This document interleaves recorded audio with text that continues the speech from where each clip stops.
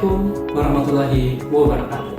Shalom, namo buddhaya, Om Swastiastu, salam sejahtera untuk kita semua. Perkenalkan, saya Igede Made Sukaryanto sebagai dosen di Politeknik Pariwisata Bali. Pada kesempatan yang baik ini, saya akan memaparkan mata kuliah yang saya ampu, yakni Aplikasi Digital Pariwisata.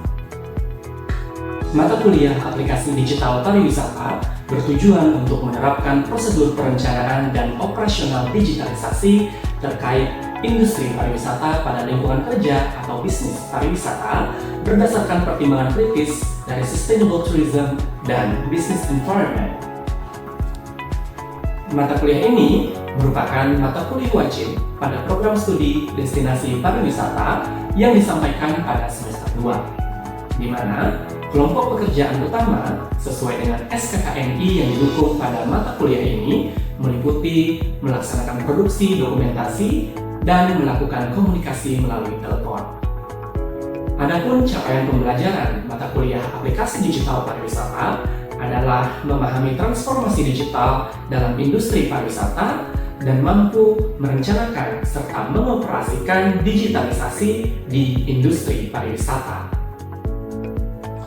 Sama dengan struktur mata kuliah pada umumnya, Aplikasi Digital Pariwisata dibagi menjadi 16 pertemuan yang terdiri dari 14 pertemuan dengan topik pembahasan sesuai dengan sub-CPNK yang meliputi transformasi digital pariwisata, prinsip berkelanjutan, analisis data digital, komunikasi digital, hingga produksi dokumentasi dan promosi.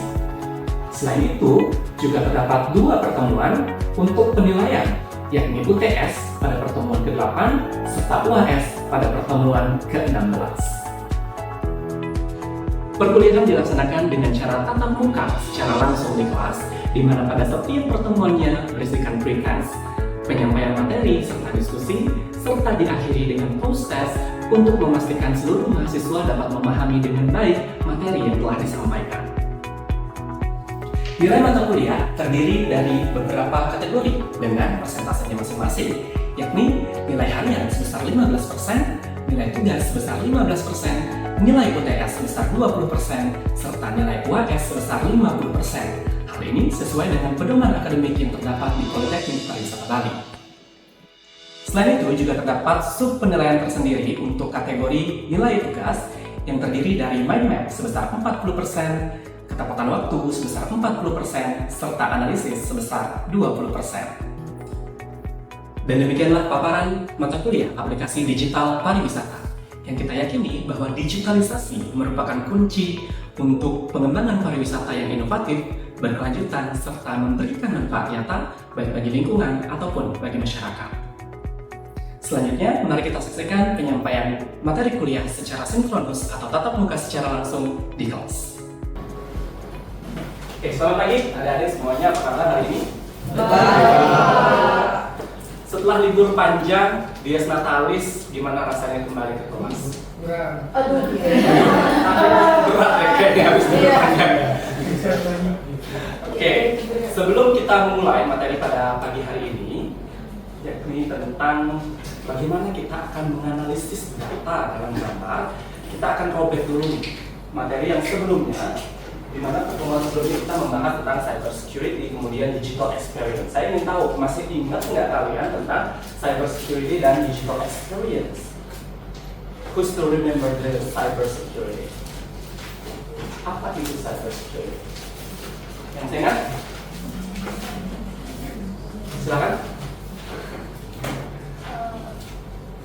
cyber security itu sistem keamanan yang berada di platform digital. Yang tujuan untuk melindungi user dari device. Oke, cyber security itu adalah berupa sistem keamanan yang terdapat dalam perangkat digital yang kemudian difungsikan untuk melindungi si user dari ancaman-ancaman seperti malware, phishing, dan lain-lain seperti itu. Kemudian digital experience. Kita kemarin membahas digital experience, kemudian kaitannya dengan SDG, terutama dalam bidang pariwisata. How digital experience dalam hal ini adalah digital transformation, kemudian berpengaruh terhadap SDGs. Yang saya ingatkan,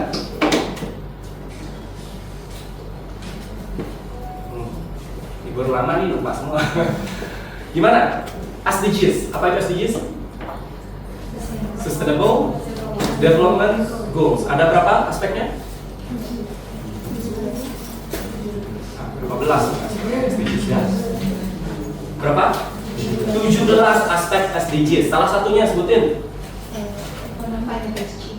Climate exchange. Is it part of SDGs?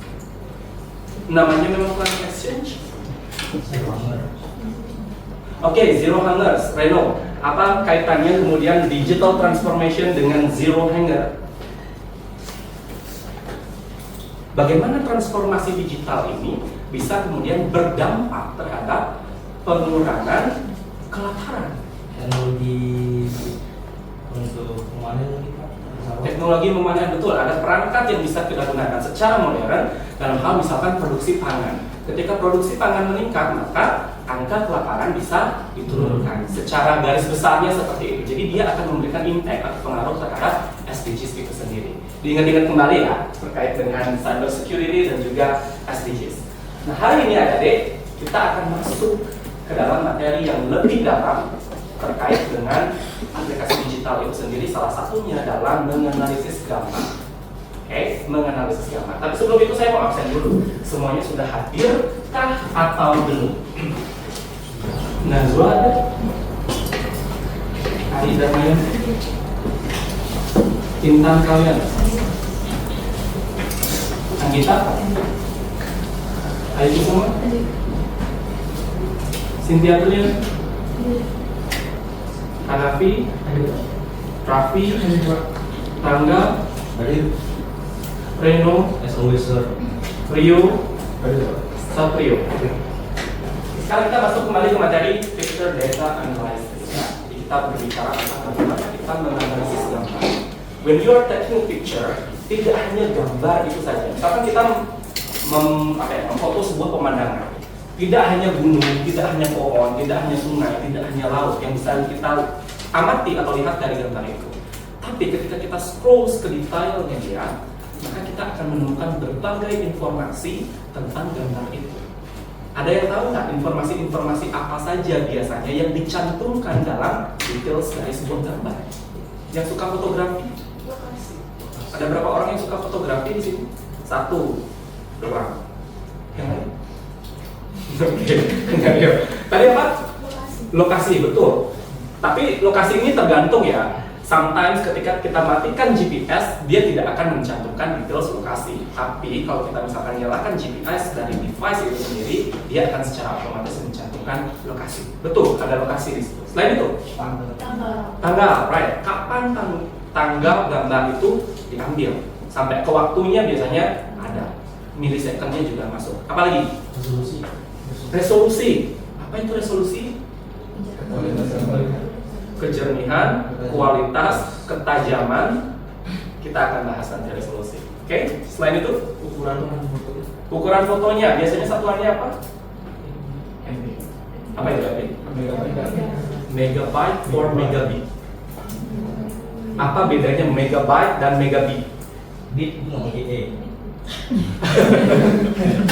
Oke. Tapi apa perbedaan fungsi megabyte dan megabit? Pernah dengar nggak perbedaan ini? Ketika kita menyebutkan ukuran sebuah file, betul yang disampaikan oleh Rio tadi, megabyte. Tapi kalau kita berbicara kecepatan, dan saya kalian mengakses internet, berapa nih kecepatannya? Itu udah bukan megabyte, megabit. Kalau kecepatan transfer datanya, berapa ukuran data yang ditransfer per detik, itu kembali ke megabyte. Oke, jadi ketika kita akses internet, misalkan ada dua istilah nanti, megabyte dan juga megabit. Ini beda di antara keduanya. Ukurannya pun nggak sama. 1 megabit itu 1/8 dari 1 megabyte. Jadi tidak sama ukurannya. Oke. Adik-adik, sekarang kita siapkan device. Di scan QR code-nya, apakah saya menghalangi di sini? Di scan QR code-nya, kita akan lakukan pretest. Jadi di sana akan ada beberapa istilah-istilah yang akan kita pelajari hari ini. Sejauh mana kalian memahami istilah tersebut sebelum kita bahas? Ya.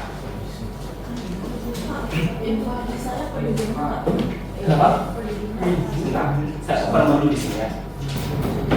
Okay, 26 participant has joined.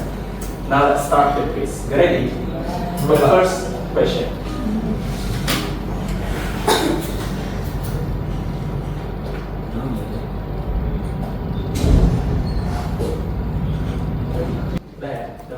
Oke. So far dari perintah ini yang memimpin adalah Surya Sanjaya itu kelas. Dan Monica dan Raffi tadi dulu di posisi 4 dan Ari di posisi kelima. Questionnya apa aja sih tadi ya? Kita lihat. Yang pertama, apa yang dimaksud dengan pixel? Suatu istilah yang sangat sering muncul di telinga kita ketika kita berhadapan dengan konten berupa gambar. Apa kira-kira pixel? Satuan terkecil dalam gambar digital yang membentuk gambar lengkap. Oke. Kemudian ini sosok ya, 13 korek, 13 incorrect. How do you find out? Kenapa itu jawabannya? Itu kalau pencet itu benar Pak? Iya. Pakai indra keenam ya. Oke, ini akan kita bahas nanti lebih lanjut pada materi selanjutnya. Sekarang kita kembali lebih ke dalam materi. Jadi so far ini 68% sudah terjawab dengan baik. Jadi sudah di atas rata-rata ya. Pada sering dengar lah istilah-istilah pada gambar ini. Now check your phone. Silakan dicek di handphone kalian. Ini salah satu gambar. Entah kalian cetak sendiri atau seperti apa dan lihat detailsnya, ya. Lihat detailsnya. Saya berikan contoh di sini. Ini adalah sebuah gambar yang saya ambil dengan handphone. Selfie dulu. Ini adalah gambar yang saya ambil dengan handphone dan ketika saya scroll up mencari tahu details dari gambar ini apa saja sih yang masuk, seperti tadi sudah disebutkan di sini ada tanggalnya, ada waktunya, kemudian di mana lokasinya diambil itu ada. Ya, kemudian tadi disebutkan size-nya berapa megapiksel di sini ada, resolusinya berapa ini ada. Kemudian berapa megabyte itu juga ada di sini. Tadi belum disebutkan itu adalah ISO. Kita ada detail seperti ISO yang digunakan ketika meng-capture gambar. Kemudian ada focal length.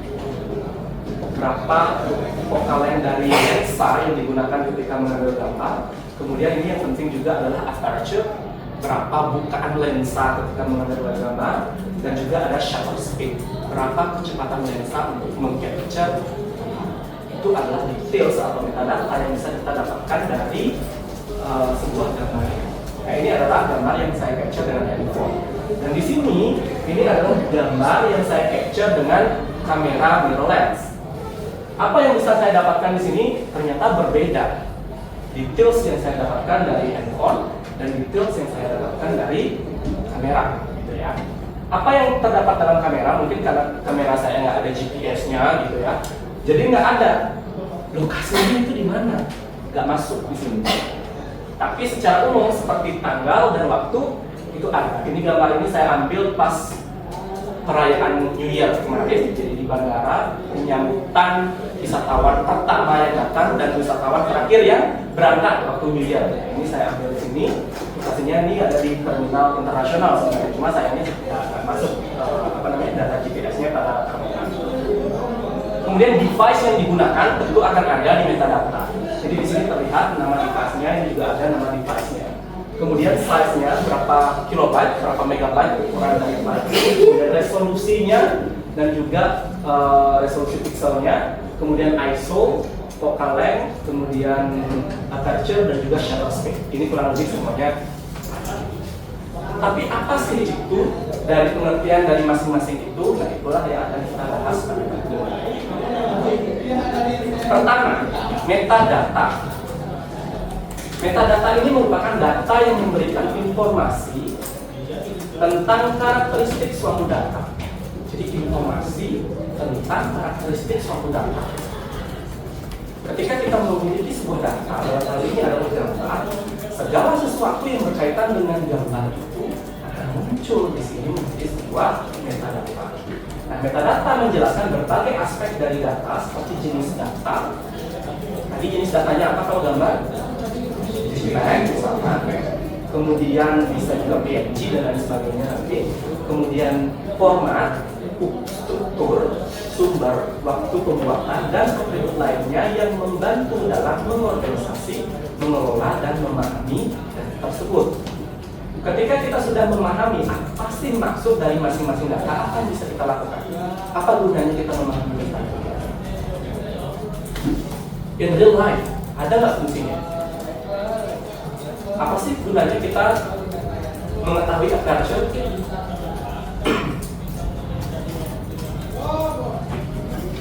Apa kira-kira? Apa sih kita gunanya mengetahui size dalam bentuk megabyte? Apa gunanya? Ketika kita memahami sebuah size, oh size gambar ini adalah 9 megabyte. Apa gunanya? Kita bisa mengatur atau mengelola penyimpanan kita.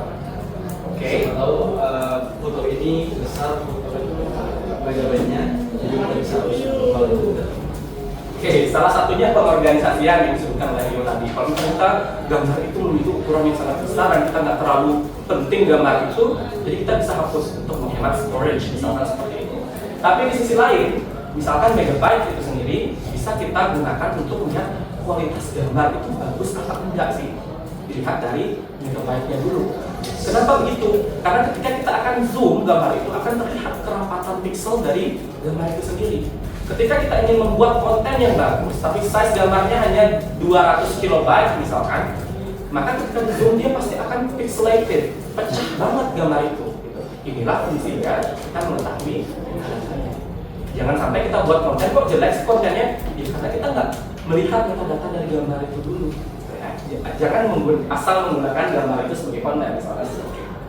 Nah ini saya capture setelah gambar tadi yang saya capture di handphone, saya transfer ke laptop, kemudian saya buka propertiesnya di laptop, munculnya seperti ini ya guys.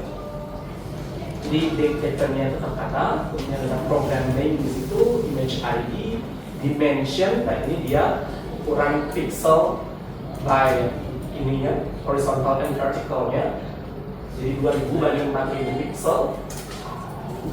Kemudian resolusinya, sampai kemudian di sini apa istilahnya bit depth-nya, jadi kerapatannya itu ada di angka berapa. Nanti kita akan bahas lebih detail lagi. Tanggal dan lokasi file, saya kira sih ini udah biasa ya, udah paham lah. Jadi tanggal itu kapan gambar itu diambil, kemudian lokasi gambar itu di mana gambar itu diambil. Sometimes dia hanya akan muncul koordinat, tapi sometimes dia akan bisa memunculkan lokasi berapa lebih detail lagi. Nah, ukuran gambar, nah ini yang saya di awal sebutkan megabyte itu adalah ukuran gambar. Jadi ini merupakan ukuran file dalam penyimpanan yang biasanya diukur dalam format megabyte. Ukuran akan dipengaruhi beberapa faktor, termasuk resolusi gambar, tingkat kompresi, dan jenis format file gambar. Maksudnya di sini adalah resolusi gambar itu ukurannya, ya berapa piksel kali berapa piksel. Kemudian tingkat kompresi, setelah gambar itu diambil, apakah dia mengalami compression atau tidak? Compression itu artinya adalah pengurangan ukuran atau tidak, ya. Dalam jenis format JPEG, biasanya dia sudah terkompres. Makanya dulu format JPEG ini menjadi sangat terkenal, sangat banyak digunakan karena dia bisa tetap mempertahankan resolusi yang baik dengan size yang lebih kecil daripada format RAW misalkan. Pernah dengar RAW? File RAW ini adalah file asli gambar tanpa ada embel-embel kamera processing gitu ya. Apa yang dilihat oleh lensa itulah yang di capture. Size-nya juga sama seperti dengan pengaturan yang ada di lensa itu sendiri gitu ya. Jadi tidak akan terkompresi apapun dia. Filenya pasti besar, biasanya ukuran format RAW. Nah, ketika dia terkompres ke dalam JPEG, biasanya dia sudah mengalami beberapa tahapan, mulai dari saturation-nya teratur, disesuaikan dengan karakteristik device yang kita gunakan, kemudian kontrasnya, sampai akhirnya ukurannya pun terkompresi. Makanya format JPEG itu kemudian bisa memiliki ukuran yang cenderung lebih rendah ketimbang format RAW gitu tadi. Nah sekarang FAT itu formatnya jauh lebih rendah lagi ketimbang JPEG. dengan teknologi yang lebih baru sekarang, dengan device-device sekarang gitu ya. Jadi dia tetap mempertahankan resolusi yang besar, tapi dengan ukuran yang jauh lebih kecil ketimbang JPEG apalagi RAW. Itu ukuran. Jumlah pixel. Bagaimana kita menghitung PPI? Ya, pixel per inch.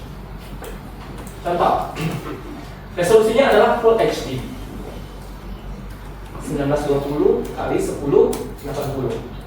Dia memiliki 1920 pixel pada sisi lebar, sisi datarnya, dan 1080 pixel pada sisi tinggi yang vertikalnya.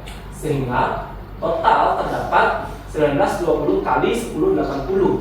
Maka dia memiliki 2.073.600 pixel pada sebuah gambar Full HD. Juta nih pixel. Tadi ini adalah Quad HD. Sorry, ini udah 4K. Ini udah 4K. Karena dia 4000 pixel ya, dia sudah 4K. Jadi dia ada total 9 juta pixel. Yang 1000 2 juta pixel, yang 4000 9 juta pixel. Nah, bagaimana kita menghitung PPI? Pixel per inch. Gambar yang ukuran Full HD tadi akan memiliki kerapatan pixel yang berbeda sesuai dengan layar tempat gambar itu dibuka. Misalkan handphone saya berukuran 7 inch, handphone teman saya berukuran 5 inch, akan berbeda kepadatan pixelnya karena ukuran layarnya juga berbeda. Ya, jadi ketika layarnya lebih besar, gambar itu harus ditampilkan lebih besar lagi, kayak di zoom gitu gambarnya. Jadi dia akan memiliki kerapatan yang jauh lebih kecil, gitu ya. Nah, caranya mengukur, pertama kita ukur diagonal pixelnya terlebih dahulu. Oke, kita kan tadi udah tahu nih, misalkan gambar. Kita mau ya. Oke, misalkan ini sebuah gambar. Gitu ya. Sisi horizontalnya dia adalah 1080 pixel. Sedangkan sisi vertikalnya dia ada 1920 pixel. Di mana gambar ini berarti gambarnya berukuran Full HD, gitu ya. Untuk mengetahui diagonalnya pada jumlah pixelnya, maka ini dikalikan ini. Sorry, dikuadratkan, diakarkan ya. Akar kuadrat. Jadi akar 1080 kuadrat dikalikan ditambah 1920 kuadrat. 1080 kuadrat itu adalah 1.166.400 ditambah 3.686.400. Ini masih akar ya, jadi ini adalah akar dari 4.852.800. Jadi dia adalah 2.202,91 pixel. Jadi diagonalnya ini berukuran 2.202,91 pixel. Ya. Kita sudah tahu diagonal dari gambar. Sekarang untuk menghitung jumlah pixel per inch-nya, kita harus tahu dulu nih gambar ini dibuka di layar dengan ukuran berapa. Gitu. Misalkan kita buka gambar ini di layar dengan ukuran 6 inch, for example. Handphone dengan ukuran 6 inch. 6 inch itu ukuran apa? Ukuran yang mana nih yang dimaksud dengan 6 inch? Apakah horizontalnya, apakah vertikalnya, atau diagonalnya yang 6 inch? Kan sering nih, kita ukuran layarnya 6 inch, 6,8 inch, 6,5 inch, dan seterusnya. Laptop kalian misalkan 14 inch. Itu 14 inch itu yang mana? Yang mana? Ini atas. Horizontal. Iya. Gimana Gagal?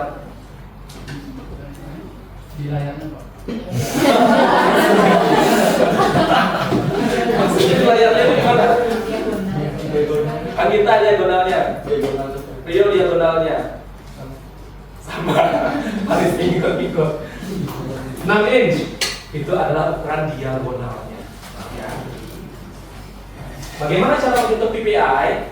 PPI itu adalah diagonal pixel ini dibagi dengan diagonal inci penilaiannya ini. Jadi ini dibagi 6 berapa? 2202,91 dibagi 6.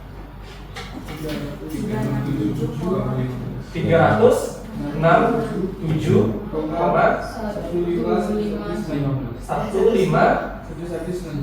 Oke. 367,151. Oke. 15 saja kita coba. 367,15 ini adalah PPI pixel per inch ketika gambar Full HD ini dibuka di layar 6 inch. Ketika dia dibuka di layar yang lebih besar, misalkan dia dibuka di laptop nih, ukuran laptopnya adalah 14 inci. Berapa jadinya? 157,35. Nah, ini kalau dibuka di layar 14 inci.